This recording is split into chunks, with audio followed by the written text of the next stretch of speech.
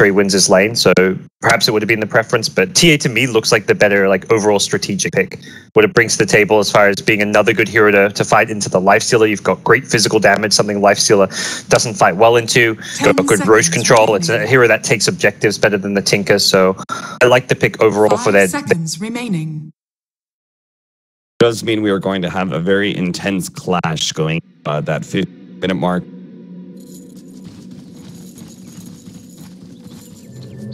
Killing some of ours. Prepare for battle. A little heavy. The mid game.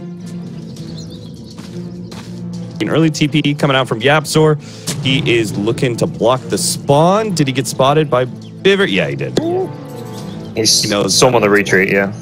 That was 4 instant TPs. So I was like, as soon as I load in, I see like 4 little glowing lights on my map, and I'm just like, holy crap, that's a big investment. But I mean, TP is 50 gold. If you scout out a ward, it pays for itself. If you prevent a ward, it pays for itself. So both teams not too concerned about chewing through a tiny bit of their economy early on.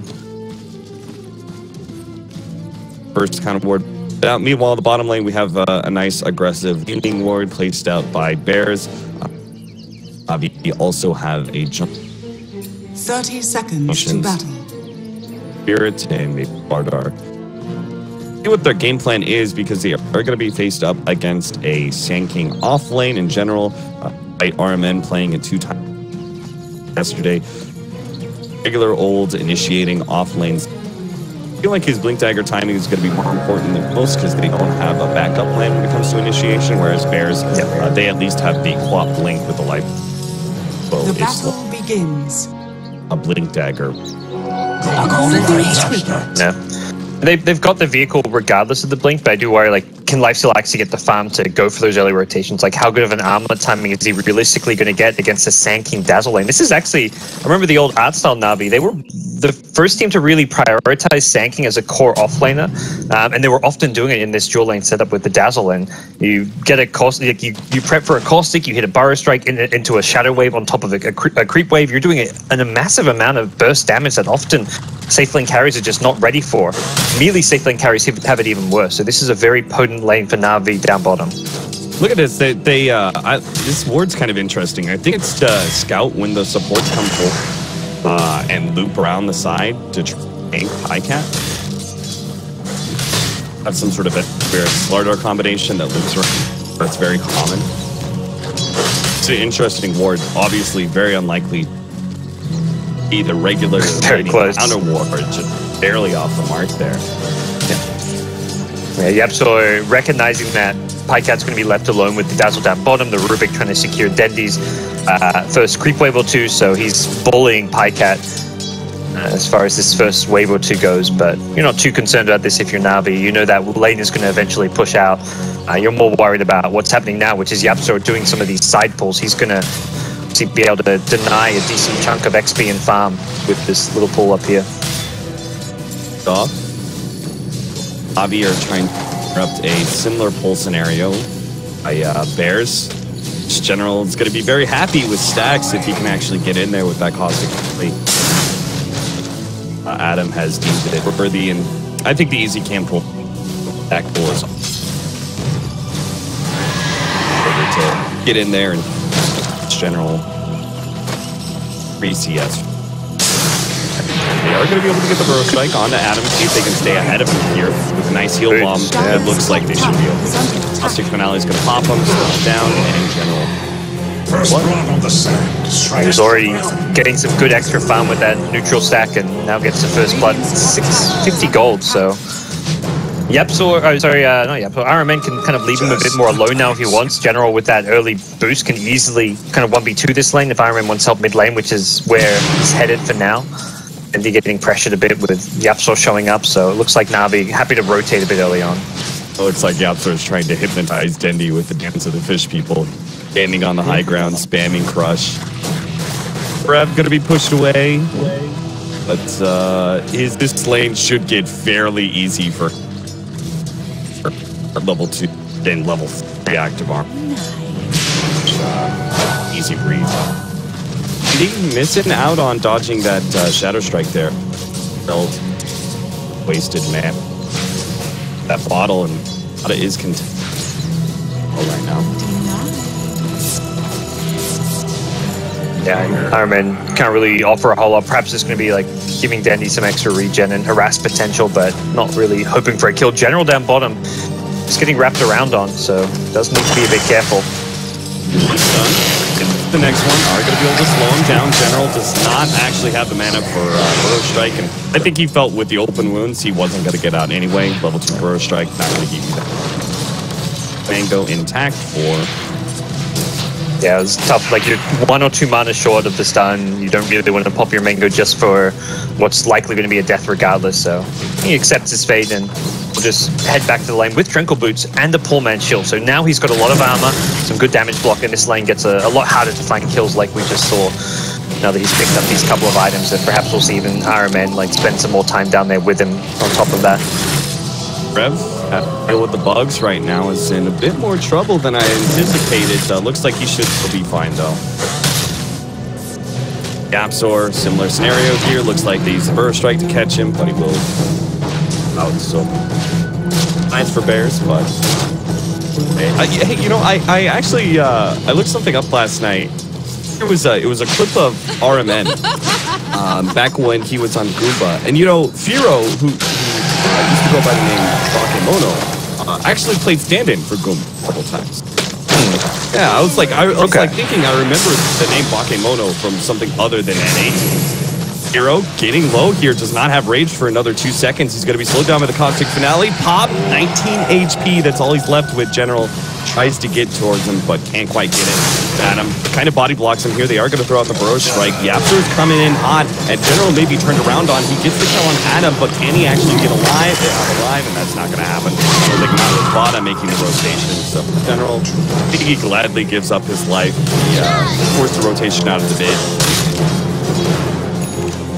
Yeah, if they get Dazzle out of there, okay. It's not a bad trade as far as Na'Vi are concerned, even though it is a core for his support.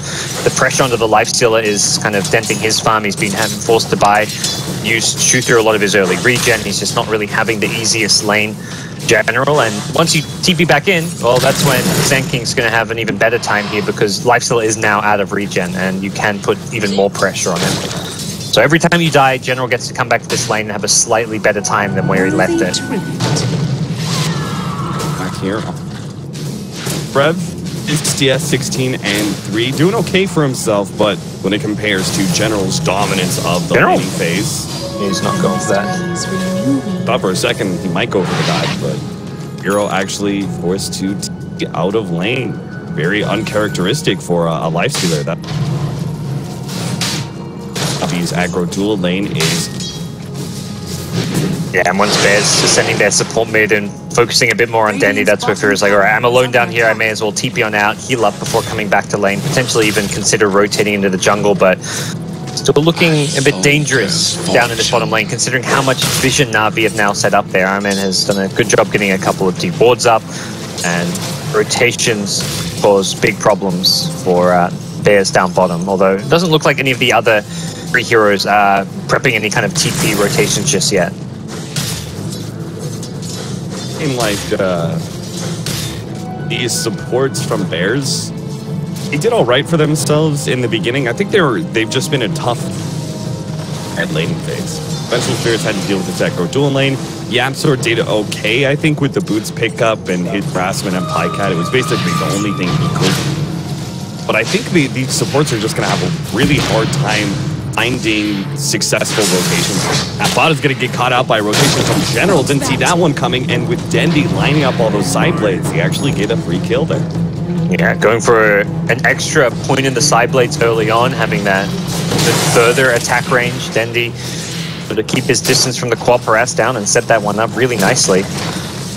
Very clever rotation from General, perhaps just feeling a bit uneasy at this bottom lane after dying a couple of times.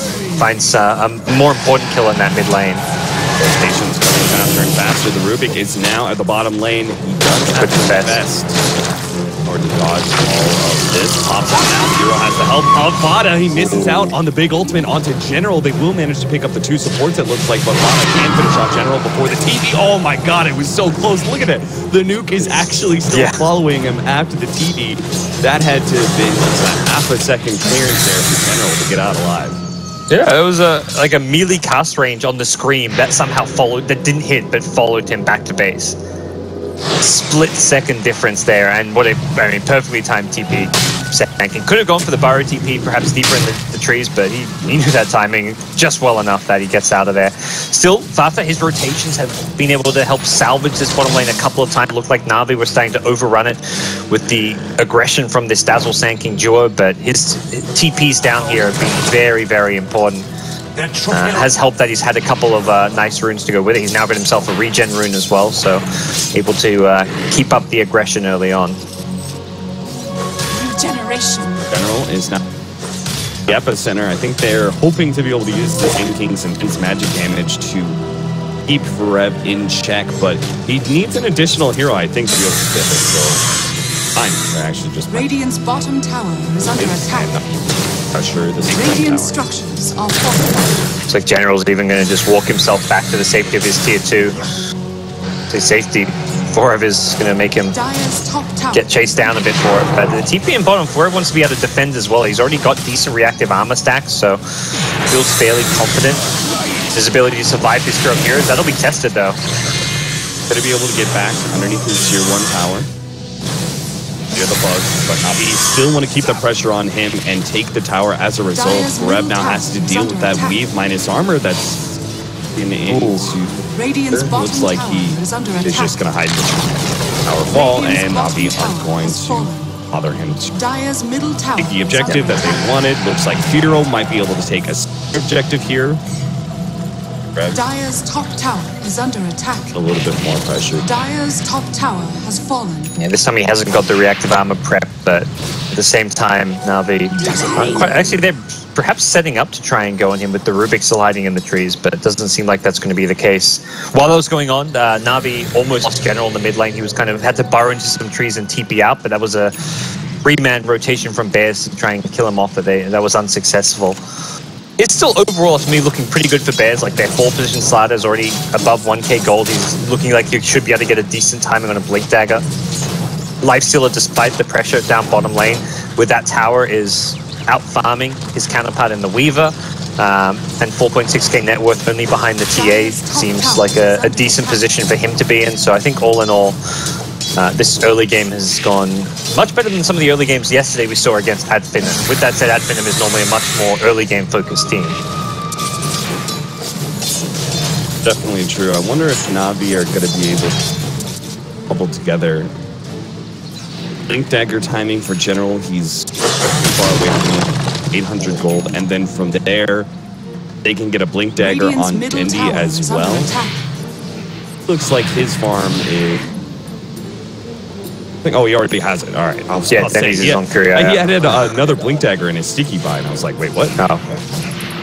Yeah, Dendi is very farmed. He's also by far the highest level in the game. Like he's level 12 to level 10, I believe. Yeah, halfway to level 11. Dendi's just been farming through Ancients, farming through the jungle. He is just playing the efficiency game, and this is just to me a recurring theme with these TA picks. Like the hero, like even if you have a slightly rough first couple of minutes in the laning stage because you get dual lane, like you always seem to pull ahead around the 10 to 15 minute stage and get a very good timing on Blink Desolator. Rev, keeping it cool against 3 heroes, doesn't use the Timber Chain. It was this weird stalemate between him and General. He used the Timber Chain, he would have been hit by a Burrow Strike, so he just walks calmly back, and now he's able to make the turn. Can't quite get the connection on the Rubik. Finally gets it now, but it's dropped a little bit low on HP as a result. Vada sitting in the river, waiting for it. Rev is going to try and bait these heroes into play. Vada jumps forward, managed to get the quick kill on a Pycat before the time lapse can be used, and now General is forced away by Rev. He does manage to dodge the Shadow Strike, rolling around for the 2-man burrow, but he desperately needs to get out of here. He does have a TP to shoot his way through this. Rev gets the connection, and they find the kill. That is huge. They shut down that Blink Dagger progression for General, and that means that Na'Vi will not have that big window of double Blink Dagger timings where they... And Navi have drafted like this lineup where they're like, okay, we're against Slaughter Lifesteal. Let's have a TA, let's have a Weaver, let's have the Dazzle for the armor. Like, let's draft against this Slaughter Lifesteal. Right now, it's Forever on the Timbersaw, who is absolutely destroying them. He's only been in 3 of these 7 kills, but it's the amount of attention he's forced Navi to kind of apply to him. Like, he's constantly laning against 2-3 heroes. He was 1v3 there. He got that first kill on the Rubik with no help at all, and then buys enough time for the Queen of Pain to swoop in and get an extra couple of kills. He has been an absolute nuisance, and it's gone beyond the point of being a nuisance. He is an absolute problem right now for Navi to deal with. It does kind of make you wonder, where has the Timbersaw picks been, especially with Reaper being such a frequent pickup? As soon as Navi locked down as two relatively physical relevant supports, and then Reaper, the Timbersaw just become the encounter pick a lot. There's Smoke is going to pop here. They're going to run into Fada. They can use this quick kill. Blink Dagger forward, Melt Strike, and they will manage to pick it up. Yapster is going to come forward. They're going to try and punish Navi with a quick buyback here from Fada. See how many they can get. Bever's going to be the first one down. General into the trees. TP's out, and Dendy's away. So that buyback, absolutely not worth it for Bears. They need a lot more than just a support kill. It's like a dream outcome. Killing the Quap and her buyback. Losing just the Rubik. If Sand King or someone gets his TP cancelled and there's a second kill for Bears, you say, all right, that buyback, it's expensive, but it kind of makes up for itself. It's not really a win, but at least you break even. But getting only a support is far from good enough. Trying to take advantage of having that shrine there to prevent Navi from retreating, but then he has Blink. Sand King just goes for the instant TP, and Bears are not going to make anything of it immediately. They are grouping up towards that top lane, though, and they smell blood in terms of Go for a swap. Oh, yeah, you can see Yapster was pump faking that Slithering Crush, waiting for Adam to be able to get the swap on a Pycat to make a quicker stun than Magic Missile. But now, as a result of a missed opportunity, they're going to have to lead him behind. You end up going smoke rotation. A rough game for Adam. Now 0-3, but more the overall farm. He's got brown boots and a couple of wards in his inventory. He was the one who had to soak up the pressure and let the Lifestealer farm bottom lane by often throwing away his life, and without a good escape. When these ganks fail, he's left to kind of to hang, and that's something Navi have been able to punish a couple of times now. So it's a bit of a tough spot, and for Navi, this has now given them some extra time and room to get General's Blink Dagger up. So the double blinks poses the next big threat for Bears to have to deal with.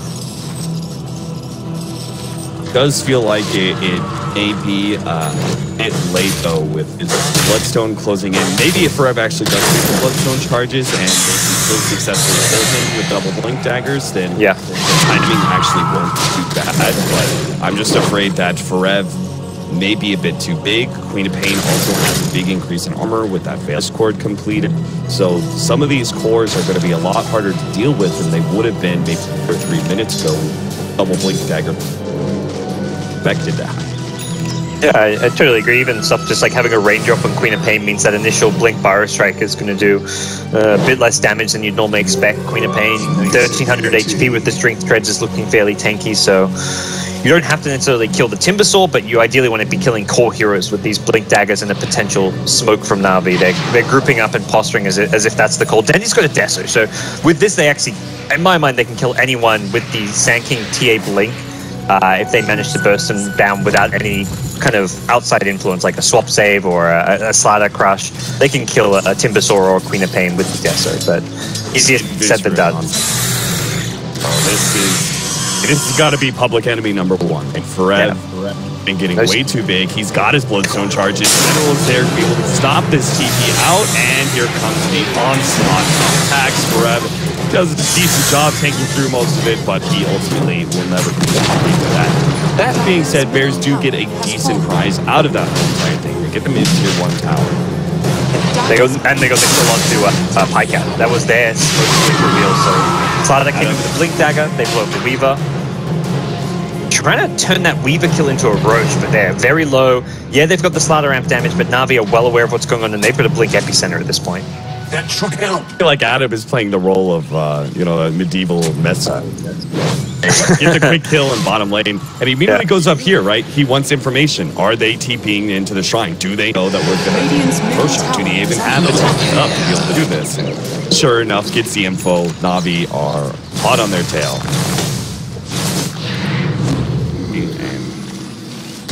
Ooh, look at this. Oh my god, they get Timber again. Go right back for Forev.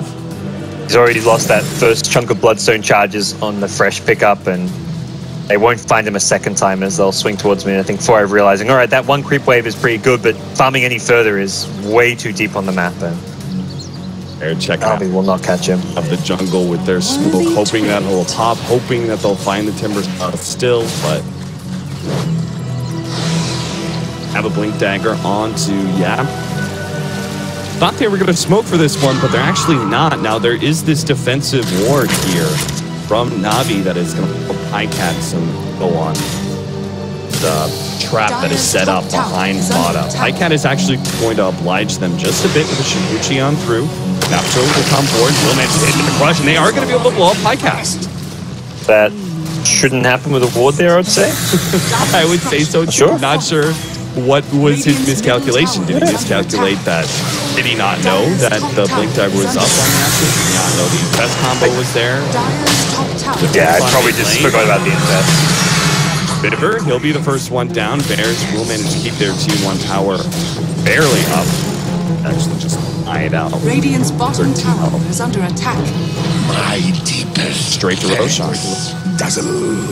Pretty low respawn time, so 10 seconds until the Weaver's back and can throw that swarm, and that vision from the TA traps allows Navi to know instantly when this is going on, but same time, this Roche drops very fast. By the time Weaver respawns and TPs, Roche is going to be effectively dead.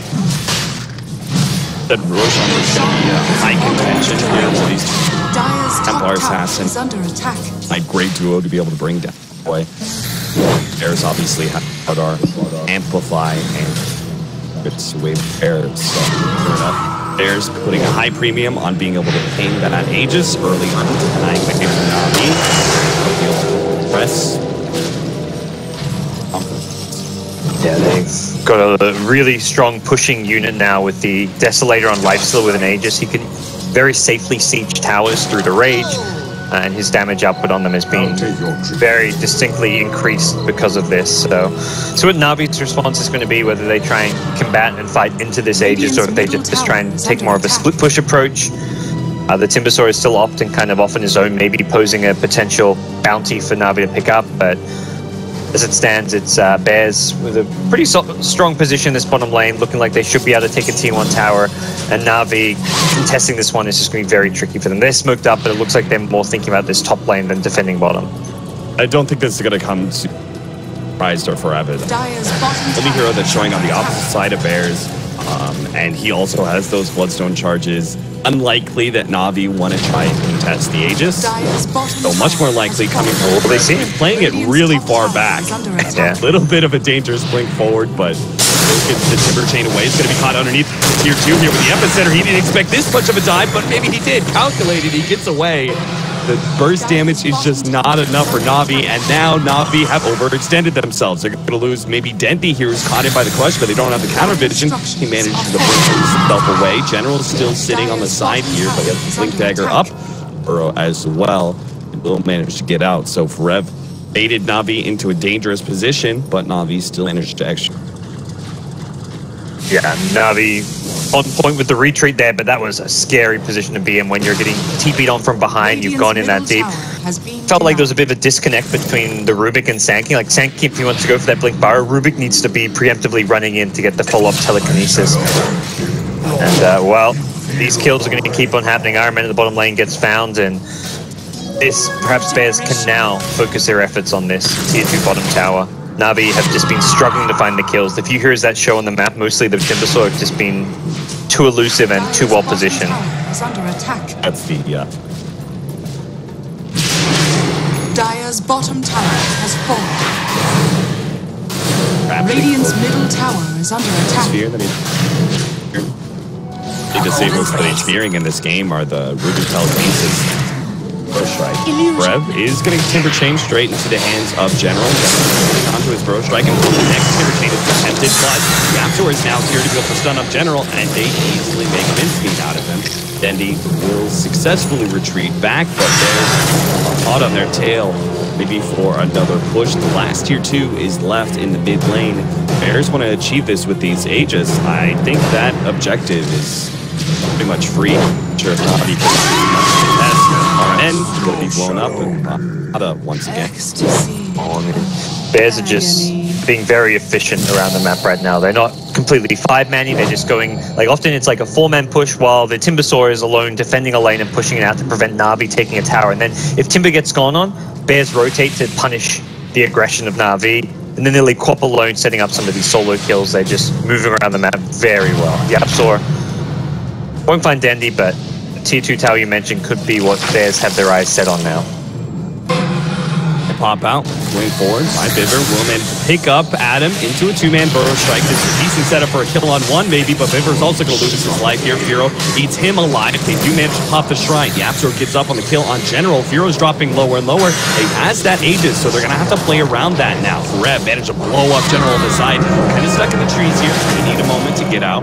But Na'Vi will full out retreat with the loss of their big Enabler and General, as well as the Rubik not feeling comfortable putting this fight. Forever will tank the tower to get some damage in. They may get a little bit worried about this one now that the weave's been applied aggressively onto themselves. That's a good setup for Dendy to perhaps try and defend this one and get aggressive. That's a test here. Yeah, good old Timbersaw. See Blink bots going back for a Yule Scepter now, it looks like. Really good game to go for some armor items now. You're not always going to have those reactive armor stats up at the start of a fight, so having like a Shiver's Guard can really help protect yourself, but the Yule's also similarly can be a nice little defensive tool as well for your team. I really like what Rev is playing. He seems to have just really good what Na'Vi is up to. Like that play, he knew they were coming top lane, and I would say that's many pro players would be able to that kind of read, but the way he was still able to bait out the rotations, knowing the maximum amount that Na'Vi could hang around that. Rev has baited Na'Vi into so many rotations that have been very unsuccessful.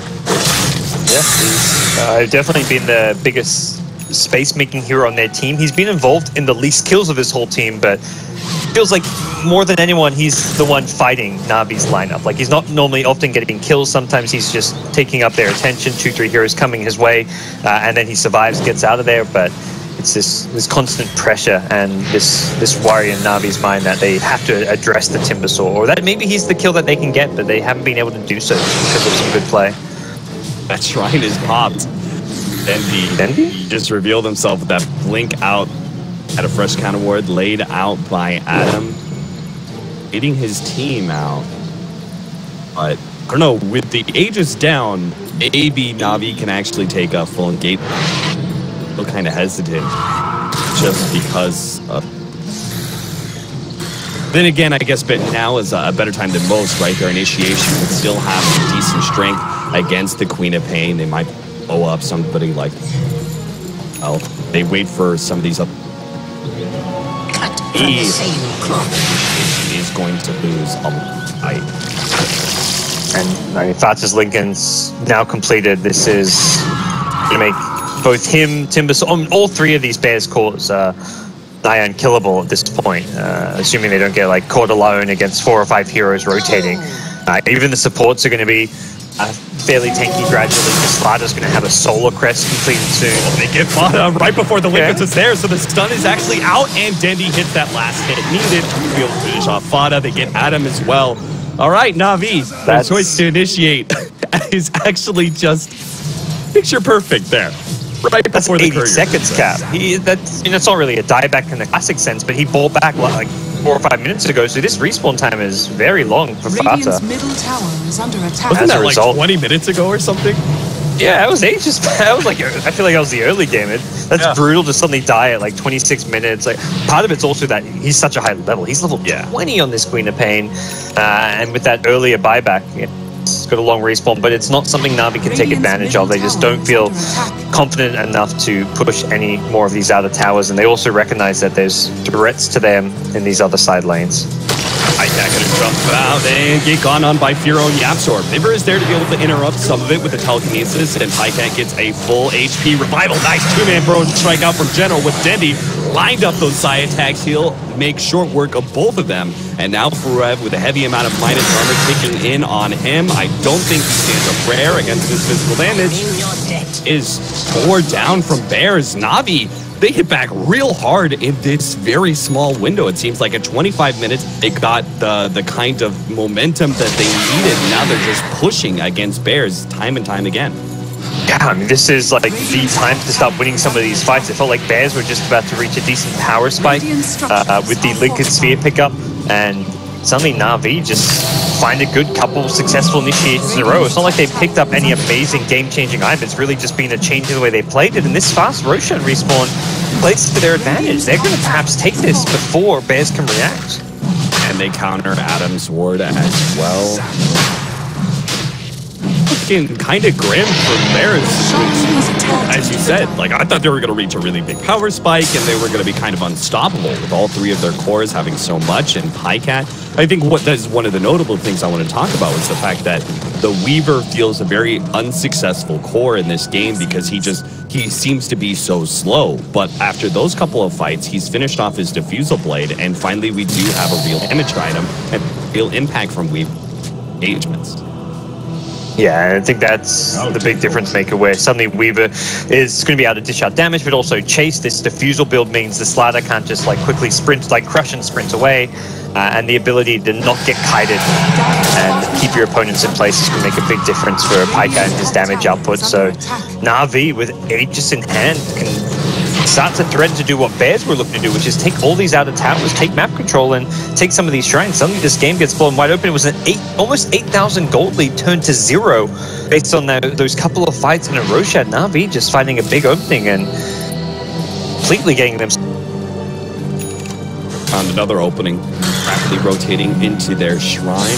Remember when we were talking about with that Aegis, you know, Bears finishing up that last tier 2 and opening up shrines and stuff, and they were so close to obtaining total map control, but now Na'Vi has held on long enough. They're beginning to reach sort of a mid-game stride for both their Templar Assassin and their Weaver. TA is beginning to max out here, or I shouldn't say max out, but I think this is one of her biggest power spikes, right? When you've got Link Deso and you've got that crit, your burst damage has reached probably its highest point. The best opportunity to one-shot people. Whoever will. Yeah, I mean, good news for Firo is he gets his Assault Crest at the same time the Daedalus comes out, but I mean, you could say it the other way, like, well, now there's this armor item up, but now Dendy's got a big amount of burst damage, so he can kind of try and overpower Firo despite this new armor pickup. So it's going to be very tough for Bears to stay alive against Dendy's tier. They have just about complete the Solar Crest, so if they can use that aggressively on Dendy, he hasn't got an MKB to get rid of it, which makes life a little bit easier, but even so, like, that's relying on your slider to like not get caught out and burst down very early on in the fight. Yapster himself is fairly squishy, doesn't have the mobility of a 4-staff, doesn't have anything outside of the Blink Dagger that really offers him survivability if he's using that Solar Crest on someone else other than himself. Bears are trying for a lot of split opportunity. Bada has very frequently pushed waves into tier 3 towers. Hero even feeling ballsy enough to get a couple of swipes there. Tier 3 health. They are going to go for a TP back, tap on a shrine. Bada is the bait here on the tier 2 tower. RMN himself as a little bit of a dare of Bears to go on him, but he out. Bears able to make any sort of keep trying it. Split push and then rotation back. See if they can catch Na'Vi in the act. They can give these 1 or 2 pickoffs instead of trying to fight them head on. Yeah, Bears are unable to really utilize this slider lifesteal duo. It's felt this game. They've had 1 or 2 nice pickoffs that have maybe led to a tower, but it's felt like at this key mid to late game stage, they haven't found that like game-breaking pick where it's like, okay, they killed a core, there's another Roshan, there's the 2 tower, there's your shrines down. Like, they've really slowed down, and a lot of that is a testament to Na'Vi's vision and defensive play. Oof, that was an aggressive blink, but it's going to be okay up here. The general can still route them here inside the Radiant jungle. He stalls for a moment, and that's going to lose him an opportunity on Yapster, it looks like. Adam may still be the opportunity to jump forward. Dendy has the burst damage necessary. Before the TP can follow through. So small pick that can turn into that don't really have a creep wave, so they're just going to have to overpower backdoor protection. But I think with all this minus armor and damage. Yep. Take them a bit longer, but slow and steady, they'll get it, and then be able to turn back to their other lanes and push them out. Or they can try and force bears back if they want to. They've still got, oh, no, okay, not that much longer left on the Aegis, so it does look like it's perhaps time to not try and force any risky fights because of that.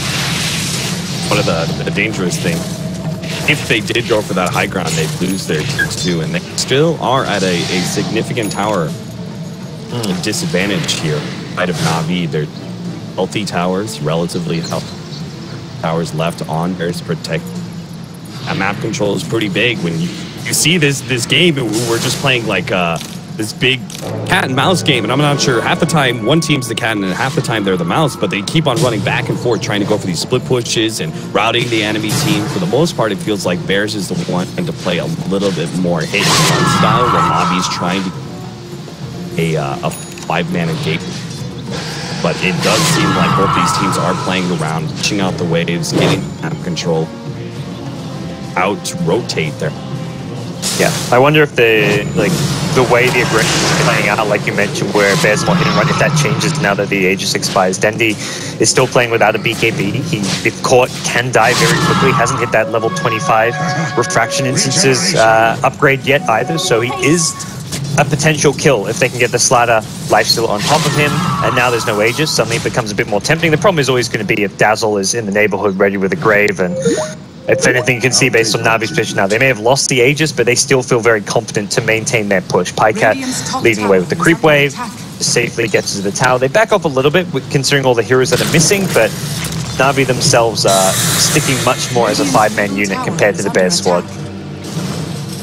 They're trying to pick up Pycats. Really tankiness upgrade as well, a bit more fighting again. That lifestealer who already has issues again. Yep. Yeah, HP and ammo great against Slatter, lifestealer. And as far as survivability goes for a Weaver, this is one of the better items, and then hiding is always going to be great. But there's the duo. The Slatter lifestealer pop out, get a quick kill. Sells it out of there. Timbersaw even showing up to make sure everything went swimmingly with his TP in, but ended up being a straightforward pick of it. It's always funny that it's Iron Man. Like we saw it yesterday with the Sand King, where it felt a bit more fitting. Dazzle perhaps less the hero to be off farming a lane alone. You're not really able to escape those situations. I think part of the problem is that they don't have their own threat. You know, they don't have a Timbersaw, the kind of hero that can split push really well, deal with waves, burst them down. Dazzle, I think, has to be that hero, because if it's Sand King or if it's any of the other two cores of Na'Vi, they're lacking a significant amount of damage, and they don't have the kind of ability to actually live through that combination there. So Dazzle kind of has to be that hero, right, to be able to defend against these split pushes, because he's the only support that is going to be able to clear through those waves and still be not important enough that if he does get tanked, Na'Vi don't lose. I think that's a really good point, because the Sand King they do have again is General, but he's the initiator. For Bears, Timbersaw is not really. They've got the initiation and the Slatter lifestealer, and their hero who's clearing out the waves has boots to travel. So there's that extra, not just wave clear from a hero you don't need, but also that mobility where he can then TP into the fight, has a blink dagger on top of it. So it's a lot easier for Bears to kind of move around the map, whereas Na'Vi are kind of forced to stick a bit more. And then when they do defend the lane with one hero against split push, that's where these kill opportunities will present themselves. And Bears have been really on point at taking advantage of that, but Na'Vi can secure themselves another Roshan, get the lane pushed out in a pretty decent place. It will set them up to go for a pretty big push, but as it stands, as a playing keep away. Do you feel like Na'Vi, I have no idea how exactly, but I do feel like they do need to come up with some sort of plan that's a bit different. Because it does seem like Bears are reading all their movements so far. They're finding opportunity on RMN, split pushing and forcing Na'Vi back time to time. I do kind of feel like Na'Vi to try do some sort of smoke rotation, do some sort of bait out. Maybe they lit RMN, bait out a Slardar rotation, or maybe they just wait for Bada to be out of position. They actually catch him with his telekinesis right before the blink. Pull back there, but now the blade mail is activated, and they can't actually finish him off. General is instead going to target. Bears actually managed to make a turn there as they were all in the off-lane jungle. They're going to be able to find RMN as well. Yapzor actually is going to be slowed down by RMN. Good force staff over the trees. He tries to go for the shallow grave TP out, but there is a dual scepter there. That being said, he did his job. He stopped Yapzor and this Lifestealer Slardar combination from pursuing for more with that poison cut. He managed to stop them from pursuing onto Dendi. Bottom lane, though, now. They're not done. Ooh, that's brutal. I thought he was going to get out. Forev at top is a bit alone here, but looking like he should be able to hold his own against Dendi with all the armor. And that mid engagement was just so rough because Blink was used towards the mid lane for Vada to farm, and Sandking's like, all right, I can initiate in. He actually forced he tried to use the Force Staff to break the Lincoln so that he could stun the Quap, but at the same time that he used the Force Staff, Rubik actually broke the Lincolns for him. So what ended up happening is he forced the Quap and missed the Burrow Strike because of his own Force Staff. It was like one of the most unfortunate timing of events from Na'Vi possible. And Bears get a couple of kills, they get an Aegis now, and suddenly they're back well in the driver's seat.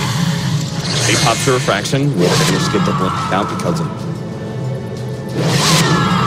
now it's Bears' turn. They're going to be able to corral all the lanes for Rev, making sure to push out bottom, not giving Na'Vi any opportunity. Flip push and force Bears' eye backward. With this Aegis, they're going to take the rest of the shrines and presumably go for a high ground push. Na'Vi do have some okay high ground defense though in the form of General and